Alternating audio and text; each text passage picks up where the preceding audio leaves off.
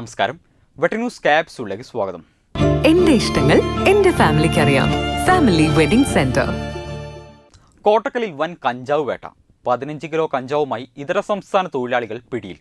ഓട്ടോറിക്ഷയിൽ കടത്തിക്കൊണ്ടുവന്ന 15 കിലോയോളം വരുന്ന കഞ്ചാവുമായി ഇതര സംസ്ഥാന തൊഴിലാളികളെ കോട്ടക്കൽ പോലീസ് പിടികൂടി.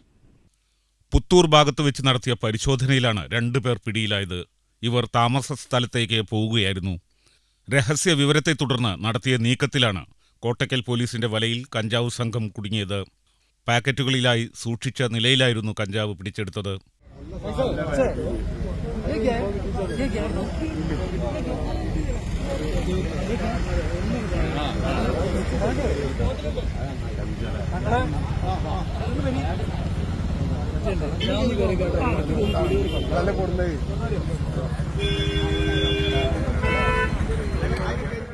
വിശദമായ ചോദ്യം ചെയ്യലിനായി പ്രതികളെ പോലീസ് കസ്റ്റഡിയിലെടുത്തു. കഞ്ചാവിന്റെ ഉറവിടം, വിതരണ ശൃംഖല എന്നിവയെക്കുറിച്ച് അന്വേഷണം പുരോഗമിക്കുകയാണ്. സമീപകാലത്ത് ഈ മേഖലയിൽ നടക്കുന്ന ഏറ്റവും വലിയ കഞ്ചാവ് വേട്ടകളിൽ ഒന്നാണിത്. വെട്ടന്യൂസ്, കോട്ടക്കൽ.